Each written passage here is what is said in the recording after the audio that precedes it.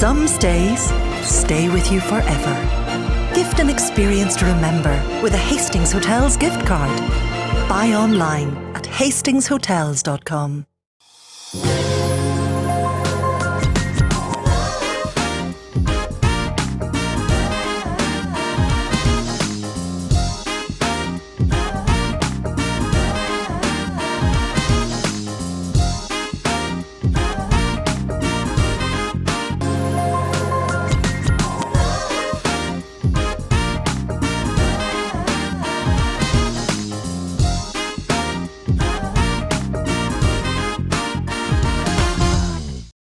Good evening, and welcome along to the big show once again from the comforts of our front room underneath the Christmas tree. Thank you for joining us this evening. Coming up on the show, we have Derek Ryan. He has a new single, Road to Christmas, and of course we also have entertainment news from Chloe.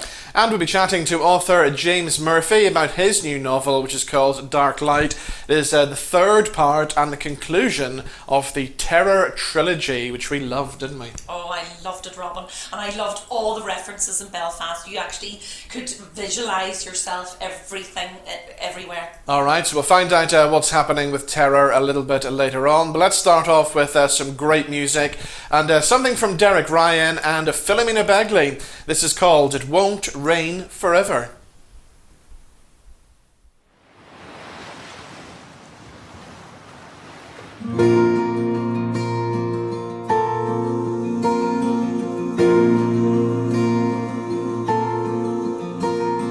Grandma, tell me why it's raining in your eyes.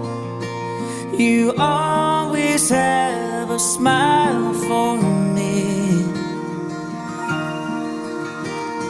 Son, I shed a tear, 'cause I can't have you here. But when I feel you near, I see it won't rain forever. We find the sun together.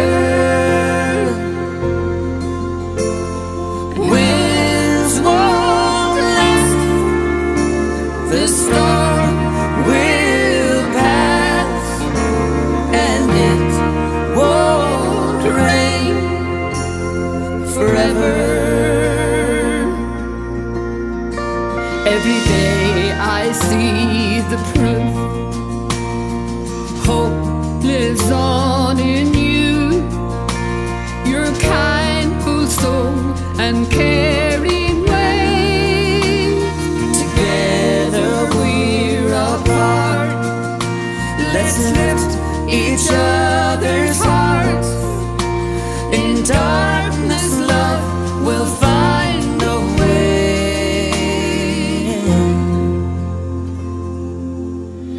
It won't rain forever. We'll find the sun together. Winds won't last, the storm will pass, and it won't rain forever.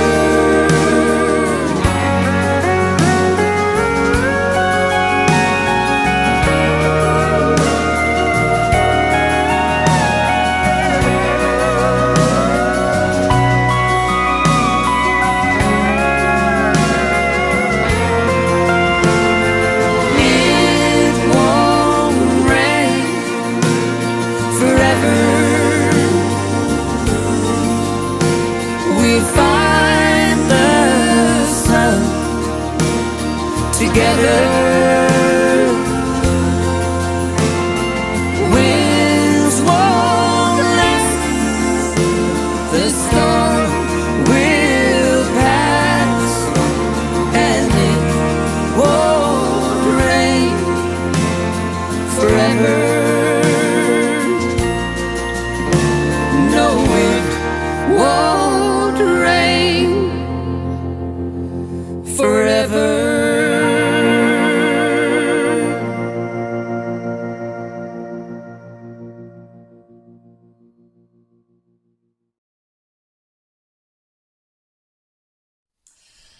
And that was Derek and Philomena. And of course, Derek Ryan is back with a great new album called The Road to Christmas. And I'm pleased to say he joins us now on the line. Derek, how are you? Great, how are things? How are you keeping? All good, thank you. Now, I take it we're talking to you in your home studio at the moment. Yeah, you do indeed. I actually moved house, as you do during a pandemic, you know. But I moved house and I put in the studio in one of the rooms, and I suppose it's the best thing I've ever done, really, because just to have room to do everything, songwriting, recording videos, performances, streams, you name it. So everything is kind of set up now, and I suppose it's just a way of adapting, really, to the times we're living in, you know, as musicians and singers. So tell us about life during the pandemic. For somebody like you who's been constantly touring for the past 10 years, was it very difficult, or was it a welcome break for you? I have to be honest, it was a welcome break, you know, it really was. We've been so hectic, you know, as you say, like nine years on the road with the band, and a year before that, kind of doing a lot of, you know, promotion and smaller gigs, different things, and building up, you know, the audience and what have you. So it was kind of, I kind of relaxed, you know, for the first maybe 4 or 5 weeks. Maybe I was like, you know what, I'm just going to sit back here and you know, relax and look after myself and go for walks every day, and, you know, eat right and do all that kind of thing, exercise, and then after a while, you know, I was like, you know what, I was always conscious of the fact that, you know, you have to stay connected with the people who supported you, you know, supported your music and all that. So I wanted to do some Facebook Lives, and then I did a series of duets with people I'd worked with before, like Lisa McHugh, Cleona Hagan, Barry Kerwin, Sharon Shannon. You know, I did all these, and they kind of kept me focused and occupied. It kind of took 2 or 3 days to kind of get all that together every week, you know. So it was something to kind of keep me right. And then, of course, released a single with Philomena in July and different things. So just yeah, it was a welcome break. But then after a while, I suppose September, it really hit me, you know, when the schools opened back up, I think is when, like, you know, apart from maybe, you know, the wet pubs, as we call them, or whatever, pretty much everyone was kind of going back to work, you know, in different ways, in different shapes and forms, and we weren't. And that really hit me, I think, you know. And it's, even though I was conscious of the fact the music business is not going to be back, or the live scene is not going to be back for a long time, it just kind of hit me then. It's like, all right, this is worrying, like, you know, this needs to kick back in, you know, sooner rather than later. And you know, there's a lot of people at home, like, you know, musicians and crew members and different things, you know, who are out of work. So it's a worrying time, you know. Derek, during lockdown you wrote Road to Christmas. Tell us about that. Well, the Road to Christmas, I actually wrote it back in December. Last year, we had a really busy run last December. It was the busiest run I ever had as regards, well, gigs and crowds. You know, we were closing doors from everywhere from Oma to Kerry. You know, it was unbelievable. And just getting back home for Christmas was even more sweeter, you know, just get a few days off and relax. And I wrote the song about the build up to Christmas, really. That's, you know, it's a lot to do with Christmas, really, the build up, you know, the whole, like 3 or 4 weeks before, and the lights and the atmosphere and everything else. Obviously, we won't have quite the same build up this year, but so that's what inspired the song. And then in February, we started working on it. A longtime friend of mine and producer, Mark Kingswood, he actually produced my debut single, God's Plan, and lots of other things since. But he said to me, look, if you're ever doing a Christmas album, come to me. He's crazy about swing music and all that kind of stuff. So he's like, come to me, I'll look after you. So went to him with the songs, and yeah, so September did the vocals. Took a while to get everything together, you know, with social distancing. But he had fierce trouble getting, like, the brass played live and the orchestras and different things, and it took a while to kind of grab everything together. Pretty much from all over the world. There was music recorded in Canada, Nashville, Macedonia, London. So it was a worldwide effort, but we got there in the end, and I did the vocals then in September. It was pretty surreal though, because I was doing vocals and it was 20 degrees outside, you know, still early September, so I was singing all these Christmas songs. So as well as the new song Road to Christmas, the album also has some of our favourite Christmas songs. How did you decide which ones to put on the album? Yeah, I suppose I was just trying to get a mixture, maybe something for everybody, really. I wanted to kind of show a different side to me. I've done a lot of, obviously, country albums now at this stage, and I've always enjoyed swing music and singing the classics, classic Christmas songs like White Christmas, Jingle Bell Rock, Winter Wonderland, Let It Snow, all those, so it pretty much kind of picked itself, really. And then Last Christmas was, it's one of my favorite Christmas songs anyway, but it was one, I think it was the first Christmas song I can remember because Dad brought home a double cassette and now cassette one Christmas from the record shop back in 1988 or 9, and Wham was on it singing Last Christmas. So I was singing along to it in the mirror over and over and over. So then obviously I wanted to get some country in, so I had Two Step Round the Christmas Tree, Blue Christmas, and Bella Wood, which is a beautiful song that I first heard anyway on Garth Brooks' Sevens album. Yeah. But beautiful song about that a ceasefire in World War One for Christmas Day, and it's just a beautiful story and melody and everything else. So it was pretty easy to pick in a way, and Oh Holy Night is my favorite, all time Christmas hymn anyway. So that kind of picked itself as well, And of course, you're a big fan of Christmas. Every year, you and your family get together and sing the Christmas songs, don't you? Yeah, we sing every Christmas Eve. We sing in our local church in Drumfee in Carlow, and myself, my dad, and my brother. We've been doing it for years, as long as I can remember. And over the years, I suppose the crowd, I suppose with this, the success of myself and my brother Adrian as well in the social dance scene, and Daddy being well known, the crowd kind of got bigger and bigger as the years went on, where people were standing at the back of the church.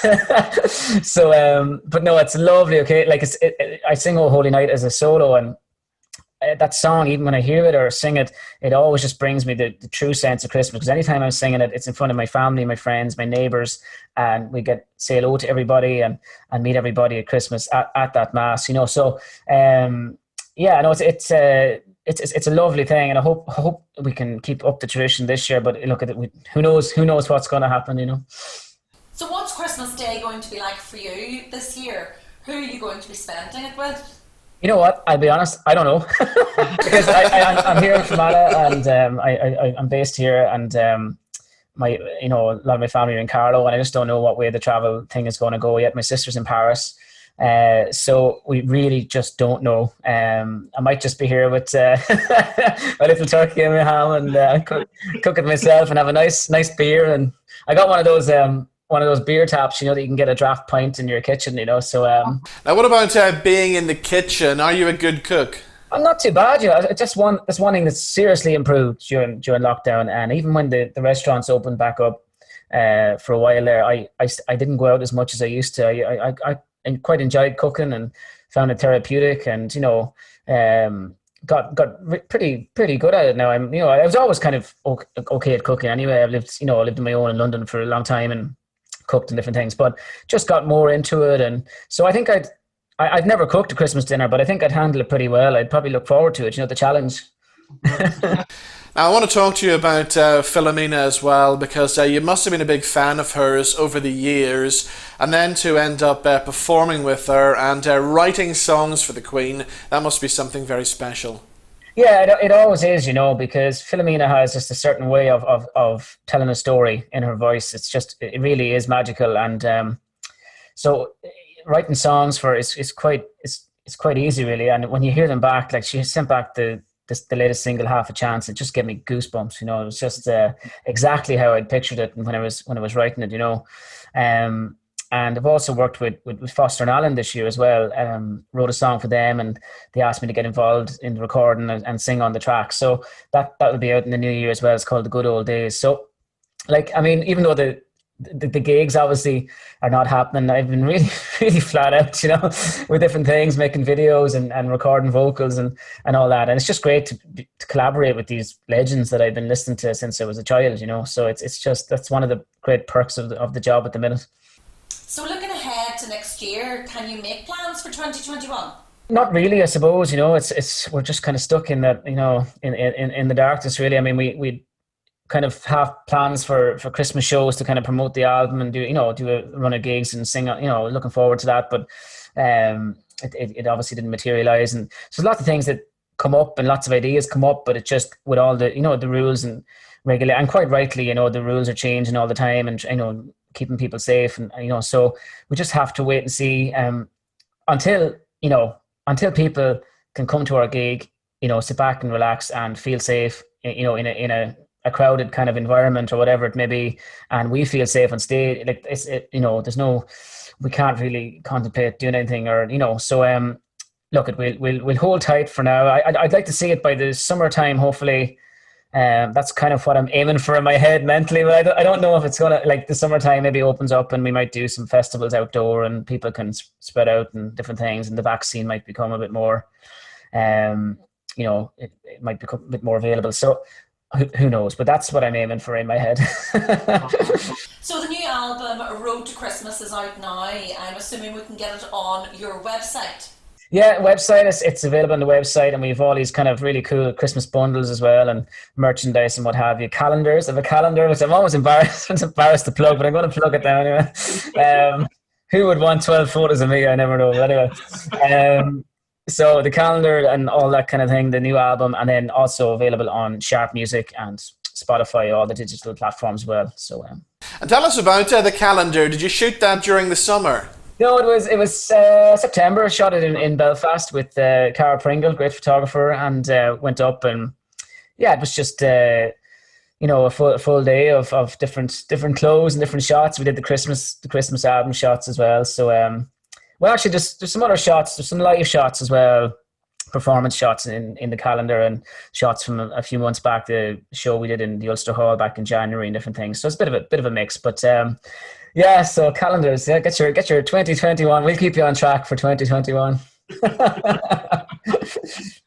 So Derek, great talking to you as always. Have yourself a great Christmas, and the best of wishes for 2021. Thanks, Robin. Cheers. And here is the new song from Derek Ryan, Road to Christmas.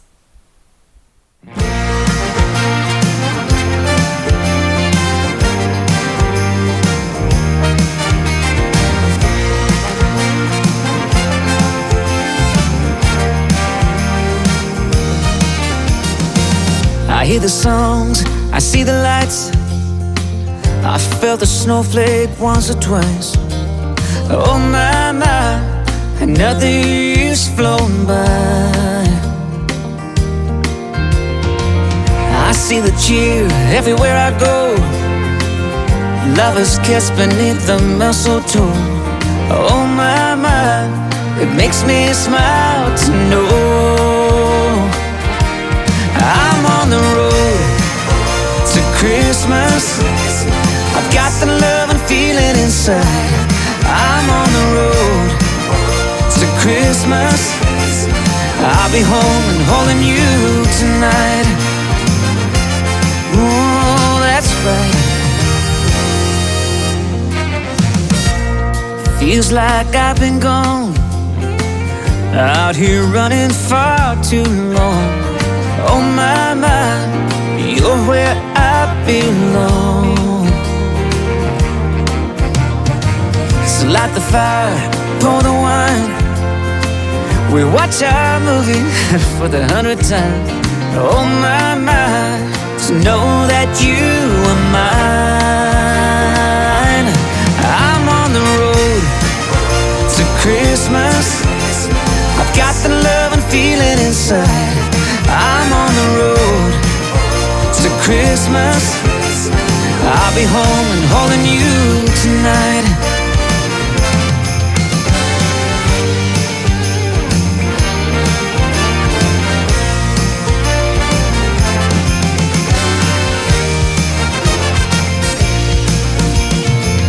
We're all naughty, we're all nice. You're bringing out my best side.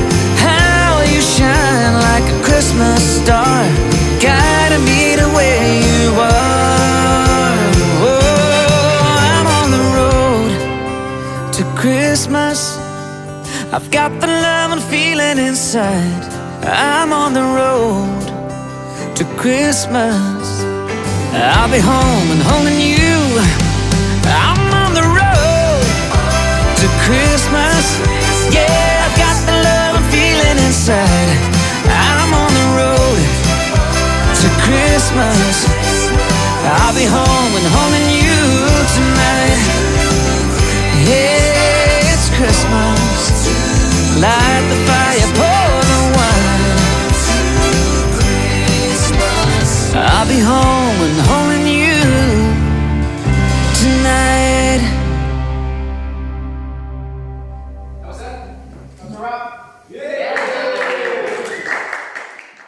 So there we go, that's Derek Ryan with The Road to Christmas, and of course his brand new Christmas album is out right now. Still to come, we'll be chatting to crime writer James Murphy. And in the meantime, here's Chloe with the entertainment news.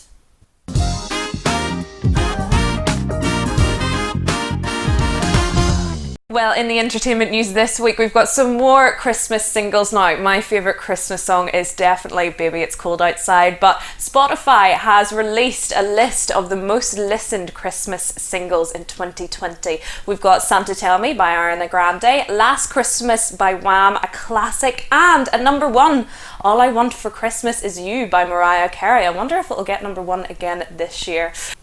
On to some TV now. I have been addicted to The Mandalorian. You can catch it on Disney Plus. Premieres every Friday. But we've got some old faces appearing for us on the TV show.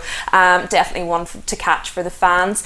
As well, Netflix has released 11 Christmas movies this year for Christmas. I think we all love a wee bit of extra Christmas cheer. But we've got Holiday with Emma Roberts, Princess Switch 2 with Vanessa Hudgens, and as well, one that I've got my eye on is a very country Christmas. Now it follows a story of Zane, a country music star, and Jeanette, a busy single mum hiding a talent for singing. I think we all know where this one's going. And that's all for the entertainment news this week. I'll be back next week with some more. Bye bye.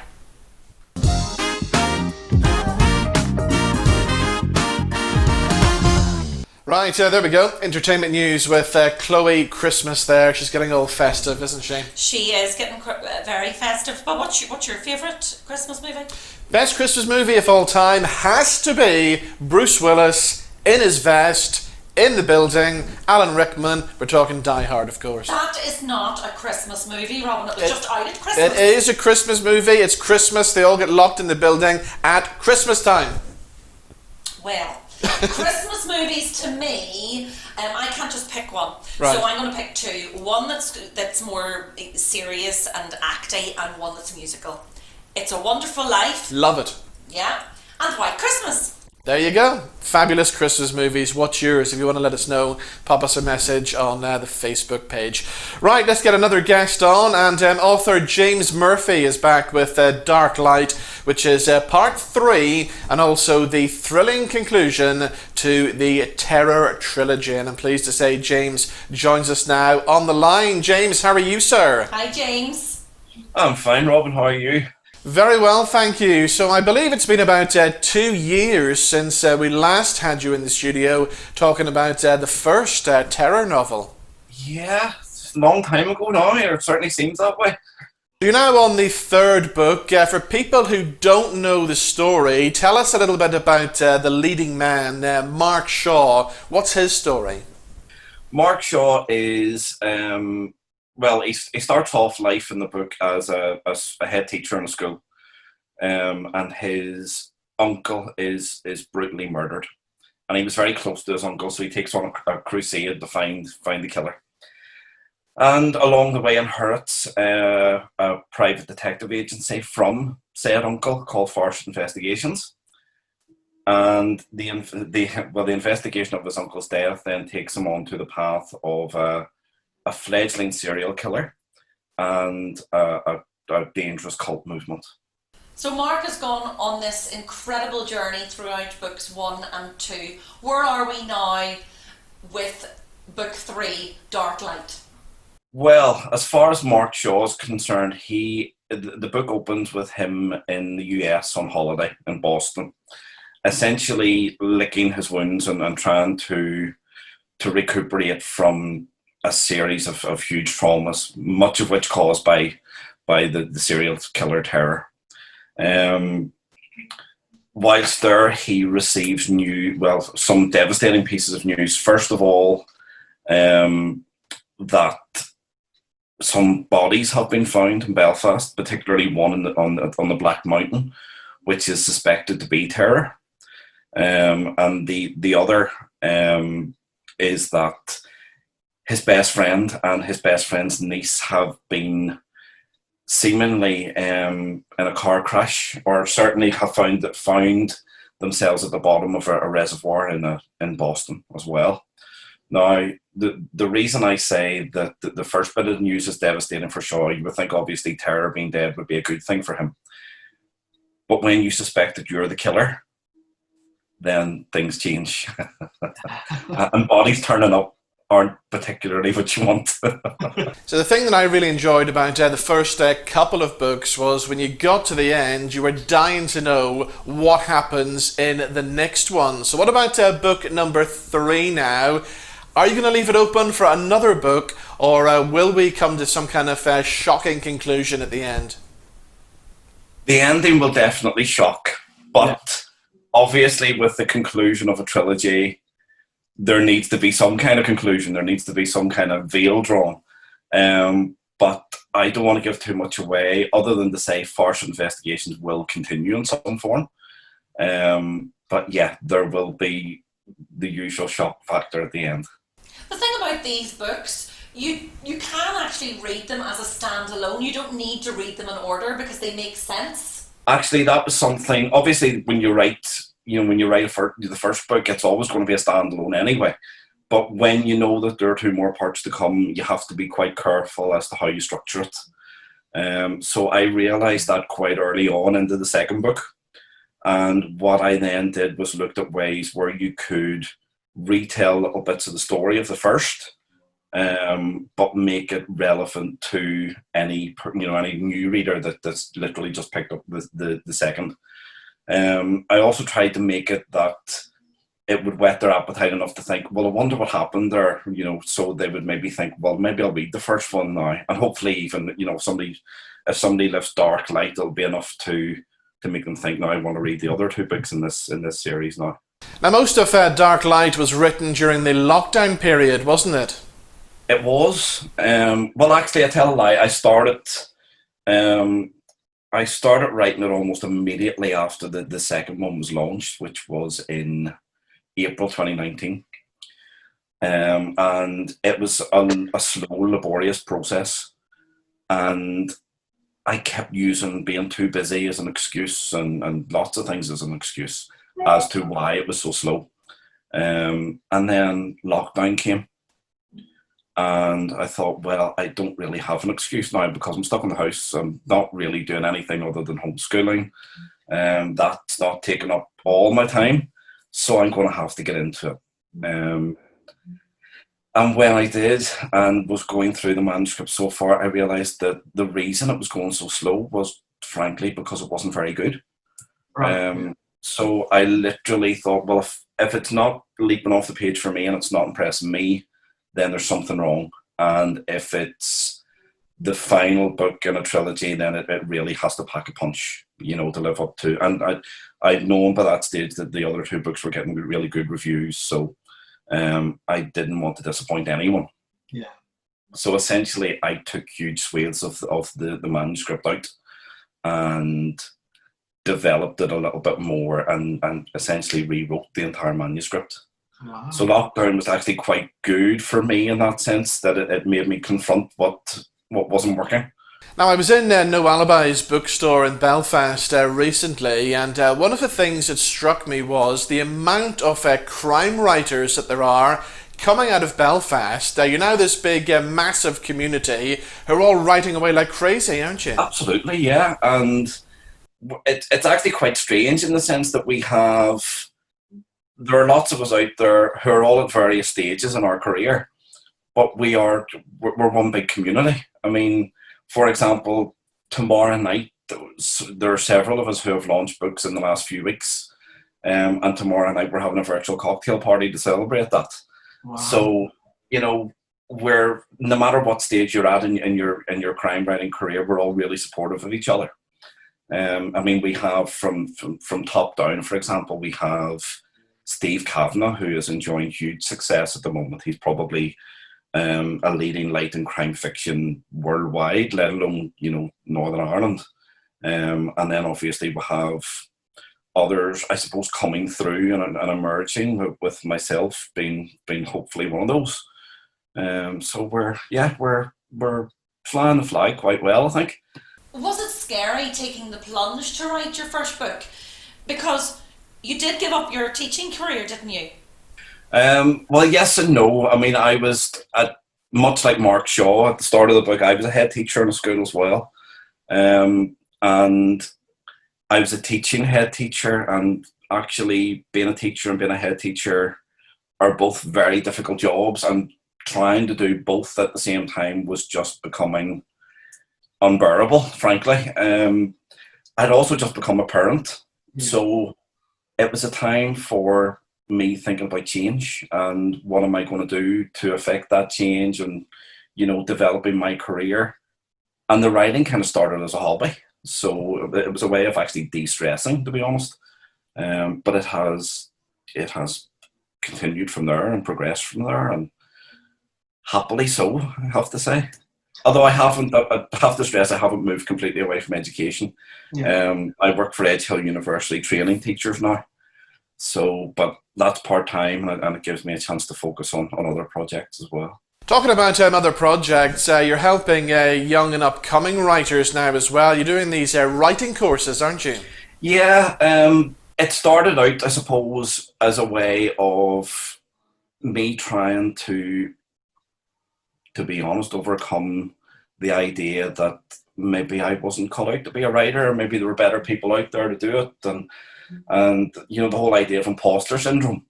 And I thought, well, actually, you know, I need to go and test the water, and I went back to my roots, I suppose, and thought, well, if you're good enough to write the books yourself, then you're good enough to teach others to do it. And that's been brilliant for me, in the sense that it has affirmed my belief in myself as a writer, but also the amount of people that I've brought on who are, I mean, there's some fantastic crime fiction novels in development at the moment. And that has developed, actually, in talking about the crime fiction writing community, that's developed a whole new community for me, because you have almost the next generation there who would, for example, we have a WhatsApp group where people would frequently put in, you know, I've had this idea for a book, or I've started writing this, or what do you think? And they're all critiquing each other and kind of spurring each other along. So for me, it's been a really rewarding thing to do in lots of ways. So Dark Light is out now. Are you going to be taking a break from writing, or is there another book in the pipeline? There's another book already started. And by complete chance, I mean, the crime fiction classes, I set them writing exercises, and they're busy doing them, and I give feedback and so on. And one particular evening while they were working, I just had this epiphany moment of an idea for a book, and I thought, okay, that has to be written now. And originally it was going to be the third Farset book, so the first post-terror book. But I then teamed up with a friend and colleague in the writing community to deliver an online course with them. And some of the exercises they were using, I did a demonstration. And actually that helped that book to reach the next stage. So it has, I suppose, developed a little bit, and is now going to be a standalone. So I'm taking a little bit of a break from Farset to write that. But it will still be set in Northern Ireland, and it will be fairly similar style. But yeah, a very different project. So where can you get your hands on a copy of Dark Light? At the moment, it's on pre-order with my publisher at Excalibur Press. It will also soon be available in local bookshops such as No Alibis and Secret Bookshelf, and also, failing that, Amazon. James, always good to talk to you. Thank you so much for joining us, and the best of luck with the next book as well. Thank you. So there we go. We have to get our hands on a copy of Dark Light. Get reading that now, won't we? I cannot wait, Robin. All right. That's all we have time for on the big show this week. Thank you for watching. Thanks to all the guests. And of course, we'll see you back here next week. Bye-bye. See you then.